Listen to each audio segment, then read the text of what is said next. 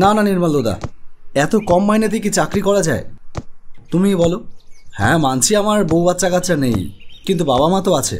বাবার বয়স হয়েছে, আর আগের মতন তেমন কাজ করতে পারে না। সংসারটা তো আমাকেই চালাতে হয়। ব্যাপারটা একটু বোঝার চেষ্টা করো প্লিজ। আরে আমি বুঝে আর কি করব বল, চাকরিটা তো আর আমি দিচ্ছি না, তুইও অনেকদিন ধরে আমাকে বলছিলি। আর আমাদের অফিসে একটা পোস্ট হঠাৎ খালি হয়ে গেল, তাই তোকে বলেছিলাম। ঠিক আছে, তোর না পোষালে করিস না, আর কি বলবো বল। এমনিতেই এখন চাকরির যা বাজার, তাতে 5,000 টাকা মাইনেতে চাকরি করার জন্য অনেক ক্যান্ডিডেট জুটে যাবে। নির্মল দাদা, তুমি তো অনেক বছর ধরে ওই অফিসে কাজ করছো, প্লিজ তুমি একটু দেখো না, যদি বলে কয়ে আর কয়েকটা হাজার টাকা বাড়ানো যায়। তুই কি খেপেছিস? আরে আমি একজন সামান্য পিয়ন, আমার কথা কোম্পানি শুনবে? ঠিক আছে ভাই, তুই রাখ, এখন অফিস ছুটির সময় হয়ে গেছে, আমি বেরোবো। যা, একটা শেষ আশার প্রদীপ তবু টিমটিম করে জ্বলছিল, সেটাও নিভে গেল। এ ভাই গাড়ি নেই, ড্রপ পড়ছে, ড্রপ লুটতে যেতে হবে। এই ট্যাক্স আমার। ভাই সামনে ফুটস্টেপ আসছে, শিগগিরই ম্যান আছে কিন্তু। কেন সকাল সকাল মুডটাই বিগড়ে গেল, আর ভাল লাগে না। মনে হয় বাড়ি ঘর সংসার সব ছেড়ে হিমালয়ে চলে যায়। Yes, chicken dinner. এই তোরা গেম খেলাগুলো বন্ধ করবি? কি ব্যাপার, সকাল সকাল এত গরম কিসের? কি প্রবলেম? কি আবার প্রবলেম? আমাদের তো একটাই প্রবলেম, বেকারত্ব। মাঝে মাঝে ভাবি যে বেকার থাকার জন্য জন্মাচ্ছি জানলে জন্মাতামই না। কেন, নির্মলতা কোনো খবর দেয়নি? হ্যাঁ দিয়েছে, সে যা খবর, ওটা শুনেই তো মাথাটা আরও বেশি গরম হয়ে গেছে। কেন, কি বললো নির্মলতা? বললো একটা সিট ফাঁকা আছে, 5,000 টাকা মাইনে। বাহ, তাতে অসুবিধা কি? আরে কাঠ বেকার হয়ে ঘরে বসে থাকার চেয়ে 5,000 টাকার চাকরি অনেক ভালো। মূর্খের মতন কথা বলিস না। 5,000 টাকার জন্য এই গাড়াপোতা থেকে বারাসাত যেতে হবে। আরে যাওয়া আসাতেই তো 3,000 টাকা চলে যাবে। ঠিক আছে, তোকে অত চাপ নিতে হবে না। এমনিতেও তোর জন্য আমার কাছে একটা হেভি গুড নিউজ আছে, যেটা শুনলে তুই এক্ষুনি আমাদের নিমাই কাকার দোকানের গরম গরম ছেঁড়া পরোটা খাওয়াতে নিয়ে যাবি। হ্যাঁ, আর সাথে 2টো করে মালাই চমচম। উফ, ব্রেকফাস্টটা জমে ক্ষীর। আর খবর যদি ফালতু হয় তাহলে পেছনে লাথি মেরে পদুদের এদো পুকুরে ফেলে দেওয়ার সম্ভাবনাটাও রয়েছে, সেটাও মাথায় রাখিস। না, সে সম্ভাবনা কম, কারণ খবরটা জব্বর। নে বল দেখি, ভালো খবর শেষ কবে যে শুনেছিলাম তা মনে নেই, তাই আর দেরি করাস না। আমার কান বাবাজি অস্থির হয়ে আছে, বল বল। আমার ছোট মামা নিজের বাড়িতেই একটা সর্ষের তেলের কোম্পানি খুলবে করছিল, বলেছিলাম না তোকে? হ্যাঁ বলেছিলি। হ্যাঁ, তো সেটা ফাইনালি খুলে ফেলেছে। বাড়ির পেছনের জায়গাটা ফাঁকা করে সেখানেই ওই সর্ষে ভাঙানোর কী সব বলে, কাচ্চিঘানি নাকি, ওই সব বসেছে। হ্যাঁ খুব ভালো হয়েছে। তা আমি কি করব, হাততালি দেবো নাকি? আরে ধের, আগে পুরো কথাটা শোন। আচ্ছা বল। ছোট মামা আমাকে গতকাল রাতেই ফোন করে সবটা বলল, আর বলল যে একজন ম্যানেজার লাগবে, ভালো হিসেব টিসেব বোঝে আর সৎ। আমার শুনেই তো তোর কথা মনে পড়লো। তোর তো অ্যাকাউন্টেন্টের কোর্স করা, মাইনে মোটামুটি যা দেবে তাতে তোর চলে যাবে, অসুবিধা হবে না। কিরে, করবি? করবো না মানে? আলবাত করব। তা কবে যেতে হবে? ছোট মামা তো বলেছিল কাল পরশু গিয়ে একবার কথা বলে আসতে। তুই যদি ফ্রি থাকিস তাহলে কাল চল। হ্যাঁ আমি তো অলওয়েজ ফ্রি। তাহলে কালকে কখন বেরোচ্ছি? মেঘ বৃষ্টির দিন, তার উপর আবার নারায়ণপুরের মতো জায়গা, তাই ঝুঁকি না নিয়ে ওই সকাল সকাল বেরোনোই বুদ্ধিমানের কাজ হবে। ওই 8টার মধ্যে রেডি হয়ে স্টেশনে চলে আসিস। ঠিক আছে, আর চলি তাহলে। কাল সকাল 8টায় স্টেশনে দেখা হচ্ছে। আহারে, এমন মরণ যেন 70-এরও না হয়। বেচারি কত সাত করে স্বামীর ঘরে এসেছিল, শেষে কিনা আহা গো। নাও, তোমার আর কাঁদুনি গিয়ে লাভ নেই। আকাশটা গুমড়ে আছে দেখছো না, নেমে পড়লেই হয়েছে। তাড়াতাড়ি চিতাটা ধরাও। হ্যাঁ, এই ধরাই। বলছি, মুখাগ্নিটা কি তুই করবি না আমি করে দেব? আচ্ছা, আমি করে দিচ্ছি। কাজ শেষ করে তাড়াতাড়ি বাড়ি ফিরতে হবে। খবরটা পুলিশের কানে যাওয়ার আগেই দাহ শেষ করে ফিরে যেতে হবে, তা না হলে টাকা তো পাবোই না, উল্টে আমাদেরও জেলের ভাত খেতে হতে পারে। নাও তাড়াতাড়ি ধরাও তাহলে। হ্যাঁ, এই ধরাই।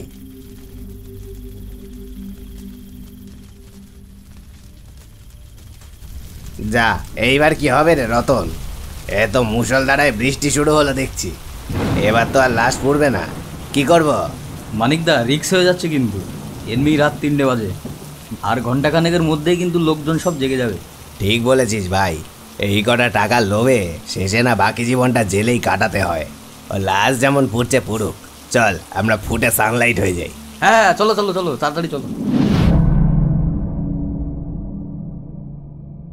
তোকে নিয়ে না এই জন্য কোথাও যেতে চাই না। কোনোদিনই তো টাইমিং সেন্স বলে কিছু নেই। আরে এসে গেছি ভাই, অটোয় আছি, আর 2 মিনিট। ট্রেন কিন্তু 8:15। ঠিক আছে, বললাম তো চলেই এসেছি, এই ঢুকছি।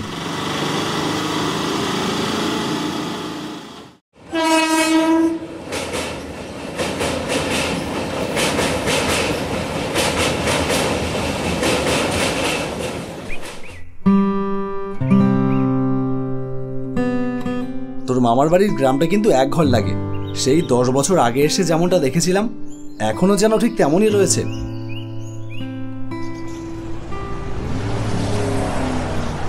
একই রে, পুলিশের গাড়ি, কিছু ঘটেছে নাকি? তা আমি কি জানি, তুইও যেখানে আমিও তো সেখানে। চল, কিছু ঘটে থাকলে মামা বাড়ি গেলেই খবর পেয়ে যাবো।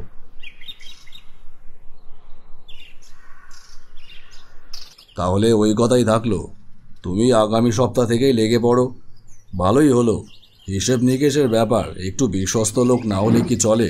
আর নিজের লোক ছাড়া এই সমস্ত কাজে বসাতে ভয় লাগে, বোঝোই তো, কাঁচা টাকার ব্যাপার। আর সঞ্জয়কে আর তোমাকে তো আমি আলাদা করে দেখি না। ঠিক আছে মামা, তাহলে আর চলি। চলি মানে ফাজলামি নাকি? চলি, হ্যাঁ। খাওয়া দাওয়া শেষ করে একেবারে বিকেলের ট্রেন ধরবি, বুঝলি? বুঝলাম। আচ্ছা মামা, নারায়ণপুরে পুলিশের গাড়ি দেখলাম আসার সময়, কি ব্যাপার? কোনো গন্ডগোল টন্ডগোল হয়েছে নাকি? না, গন্ডগোল না ঠিক। ওই পাড়ুই পাড়ার এক বাড়ির বউকে কাল সন্ধেবেলা থেকে খুঁজে পাওয়া যাচ্ছিল না। আজকে ভোরবেলায় শ্মশানে বউটার রাত পোড়া দেহ পাওয়া যায়। তাই পুলিশ এসে ওর শ্বশুর বাড়ির লোকজনকে তুলে নিয়ে গেল।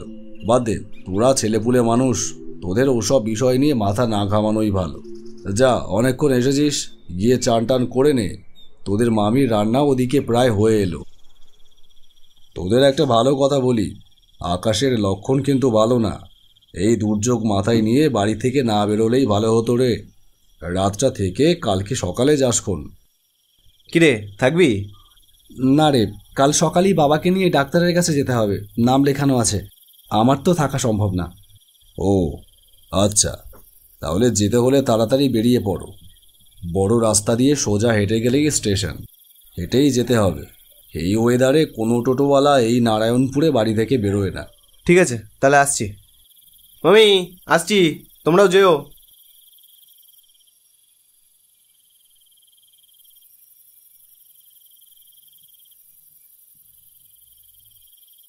সমু, এই রাস্তা ধরে কিন্তু এখনো অনেকটা হাঁটা লাগবে। ঠান্ডা হাওয়া বয়ে যাচ্ছে, বৃষ্টি আসতে কিন্তু দেরি নেই। তাহলে কি করবি? এক কাজ করি, চল মাঠের রাস্তা দিয়ে শর্টকাট নিয়ে নিই। বেশ তো, চল। চলবো তো, কিন্তু কিন্তু কি? ওই শ্মশানের পাশ দিয়ে যেতে হবে কিন্তু। হ্যাঁ তো, সমস্যাটা কি? দেখ, ফালতু ডিজাইন করিস না। বৃষ্টি নামবার আগে স্টেশনে যেতে হবে। যেখান দিয়ে গেলে শর্টকাট হয় তুই নিয়ে চল। আচ্ছা বেশ, চল তাহলে ওই মাঠের রাস্তা দিয়ে নেমে যাই, চল। নে ভাই, একটু জোরে পা চালিয়ে হাঁট। তোর না হয় বাড়ি ফেরবার তাড়া নেই, কিন্তু আমার তো জম তাড়া আছে। এই মেরেছে, যেখানে ভূতের ভয় সেখানেই বৃষ্টি নামতে হয়। কিরে টাকার ছেলে, কি করব? কি আর করবি, দৌড়ো দৌড়ো।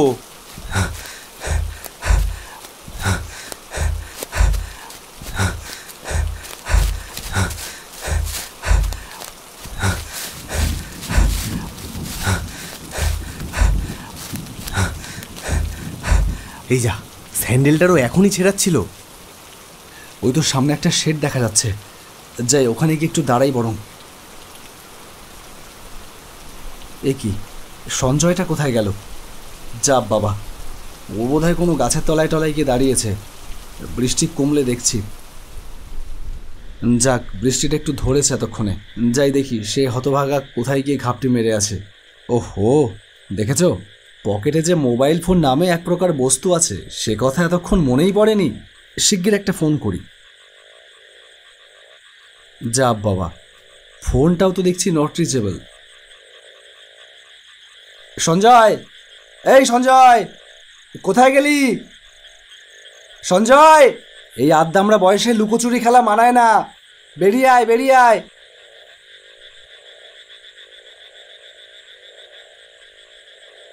কাউটা খুঁজ দিছেন? হ্যাঁ, আমার বন্ধু সঞ্জয়, একটা কালো রঙের জামা পরা ছিল, দেখেছেন? হ্যাঁ, ওই শ্মশানের দিকে যেতে দেখেছিলাম তোমার বৃষ্টির ভিতরে। আমি একটা গাছের ছাউনির নিচে দাঁড়িয়েছিলাম, তখনই তো দেখলাম কালো জামা পরা একখান ছেলে ওই শ্মশানের দিকে হেঁটে যাচ্ছে। ঠিক আছে, ধন্যবাদ। উফ, কিরে তুই এখানে এই শ্মশানের পাশে এইভাবে বসে আছিস কেন? কিরে কথা বল, কি হয়েছে তোর? কিরে কথা বলছিস না কেন? কি হয়েছে তোর? সঞ্জয়, এই সঞ্জয়। হ্যাঁ, কই কিছু না। তাহলে এখানে এইভাবে বসে আছিস কেন? চল। হ্যাঁ চল।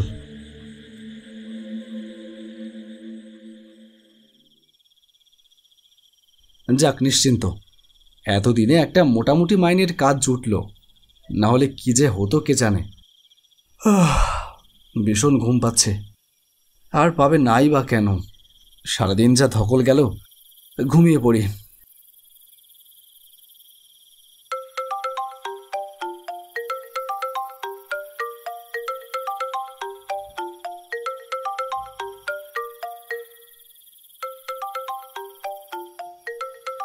এত রাতে কে আবার ফোন করে? ধুর বাবা। এ কি, সঞ্জয়ের মা? হ্যাঁ কাকি বলো। কি ব্যাপার সমু, তোরা যে আজ বাড়ি ফিরবি না সেটা তো একবার ফোন করে জানিয়ে দিয়ে যেত, তাহলে আমরা চিন্তা করতাম না। আর সে বাদরটা কোথায়? কখন থেকে ফোন করে যাচ্ছি, ওনার ফোনে তো ফোনই যাচ্ছে না। সে কি, সঞ্জয় বাড়ি যায়নি? ও আর আমি তো একসাথেই ট্রেন থেকে নামলাম, কিন্তু তারপরে ও কোথায় গেল? কি হলো? দে ওকে একটু ফোনটা দে। হ্যালো, দে সঞ্জয়কে। হ্যালো হ্যালো হ্যালো, শোনা যাচ্ছে না। হ্যালো হ্যালো হ্যালো, নেটওয়ার্কের সমস্যা আছে মনে হয়, আমি পরে ফোন করছি। এটা কি করে হয়? দুজন একসাথে ট্রেন থেকে নামলাম, তারপর আমি আমার বাড়ির পথ ধরলাম, তাহলে ও বাড়িতে না গিয়ে কোথায় গেল?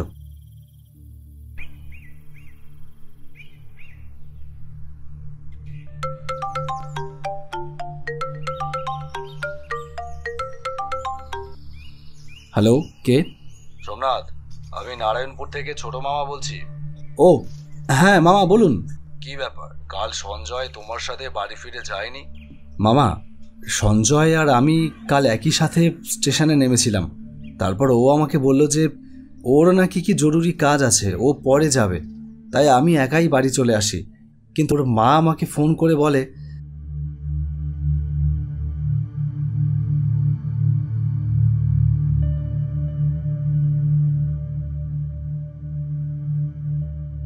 আমি না কি বলবো ঠিক বুঝে উঠতে পারছিলাম না। সত্যিটা বললে ওর বাবা মা খুব টেনশন করতো, তাই সেটা বলতে পারিনি। ভেবেছিলাম সঞ্জয় কোথাও গেছে, হয়তো কাজ মিটিয়ে বাড়ি চলে আসবে। কিন্তু আপনি আমাকে এখন ফোন করে এই কথা বললেন, তার মানে তো সঞ্জয় কাল রাতে বাড়ি ফেরেনি। তাহলে ও গেল কোথায়? ও এখানেই আছে। নারায়ণপুর শ্মশানে ভোরবেলা পুরোহিত গিয়ে ওকে পড়ে থাকতে দেখে। এসব কি বলছেন মামা? আমি ওর বাড়িতে ফোন করে সবটা জানিয়েছি। সঞ্জয়ের আচরণ আমার কাছে খুব একটা ভালো লাগছে না। ওর বাড়ির লোকজন আসছে, পারলে তুমিও ওদের সাথে নারায়ণপুর চলে এসো। আচ্ছা ঠিক আছে মামা, আমি আসছি। আমাকে ছেড়ে দে, ছেড়ে দাও বলছি, না হলে আমি কিন্তু সবাইকে মেরে ফেলবো। আমাকে ছেড়ে দাও, খোলো দরজা খোলো, আমাকে যেতে দাও, আমাকে যেতে দাও। সকাল থেকেই ওর আচরণ আমার কেমন সন্দেহজনক মনে হচ্ছিল, তাই ঘরে ঢুকিয়ে দরজা বন্ধ করে দিয়েছিলাম। সারাদিন কেমন ঘুমিয়েছিল তা তো তোমরা দেখলেই, কিন্তু এখন সন্ধে হতেই ও এই কী আচরণ শুরু করলো। ও কোথায় যেতে চাইছে? দরজাটা খুলে ওকে যেতে দিন মামা। কি বলছো? না দিলে ও একটু পরেই হয়তো দরজা ভেঙে বেরিয়ে যাবে। বুঝতে পারছেন না, ও আর এখন আপনার ভাগ্নে না, ওর ভেতরে কোনো অশরীরই প্রবেশ করেছে। সোমনাথ, তুমি এ যুগের ছেলে হয়েও এইসবে বিশ্বাস করো? মামা, জীবনে এতবার ভূত প্রেতের খপ্পরে পড়েছি যে বিশ্বাস না করে আর উপায় নেই। যেটা বলছি সেটা করুন, ওকে খুলে দিন। তারপরে ও কোথায় যায় সেটা পেছন থেকে ফলো করতে হবে। আমার ছেলেটার কি যে হয়ে গেল, হাই ভগবান। তুই থামবি? কিচ্ছু হয়নি তোর ছেলের, ও ঠিক হয়ে যাবে। আর তোদের কাউকে পিছু নেবার দরকার নেই, শুধু আমি আর সোমনাথ যাব। দেখি ও কোথায় যায়।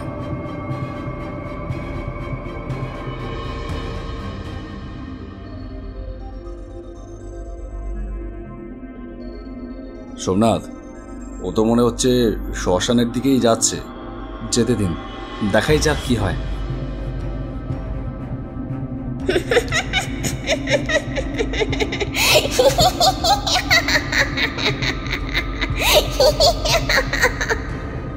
চুপি চুপি আমার পেছনে মরতে এসেছিস কেন? বুদ্ধি সত্যি কি কিছুই নেই নাকি? যা, চলে যা বলছি, চলে যা। না, যাব না, যাব না। কে তুমি? তুমি আমার ভাগ্নেকে ছেড়ে দাও। কি বললি? ছেড়ে দেব? তবে রে, দাঁড়া, তোকে আমি দেখাচ্ছি।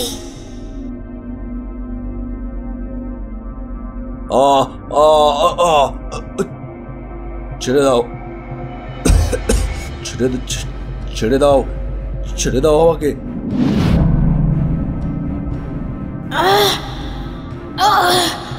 এবার বল দেখি, কে তুই?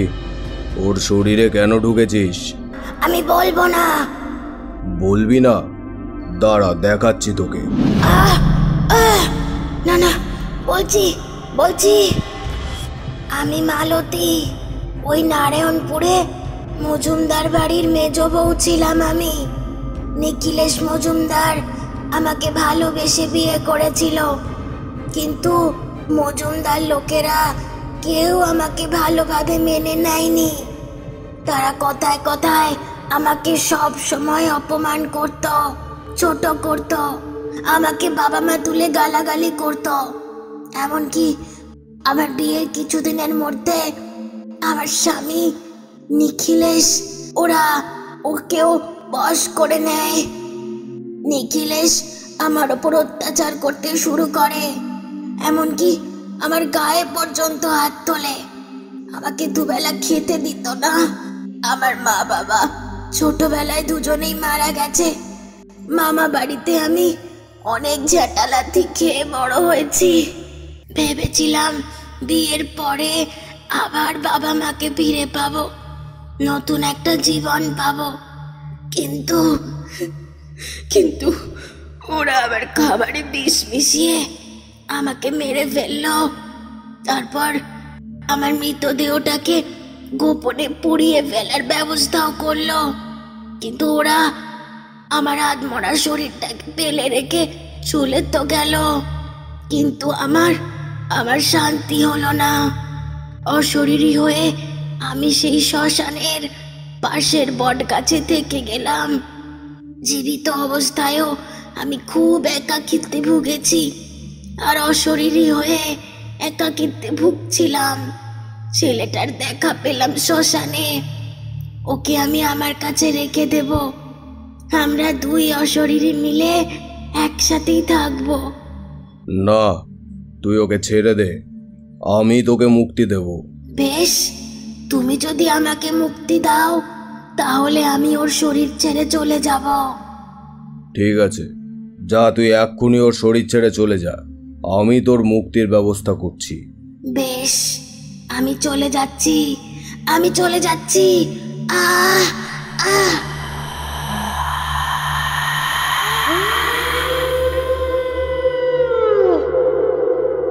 যাও, তোমরা এবার ওকে বাড়িতে নিয়ে যাও, আর কোনো ভয় নেই। আপনাকে যে কি বলে ধন্যবাদ দেব। আপনাকে আমি চিনি না, আপনি কিভাবে এই খবর পেলেন? ওনাকে আমি এনেছি। কাল রাতে সঞ্জয়কে বটগাছের নিচে ওইভাবে বসে থাকতে দেখে আমারই কেমন সন্দেহ হয়েছিল। তাই ট্রেন থেকে নেমে বাড়ি যাবার আগেই আমি সোজা ওনার কাছে, মানে বিশু ঠাকুরের কাছে চলে যাই। সমস্তটা শুনে উনি আমার সাথে আসতে চায়, আর ভাগ্যিস উনি এসেছিলেন, না হলে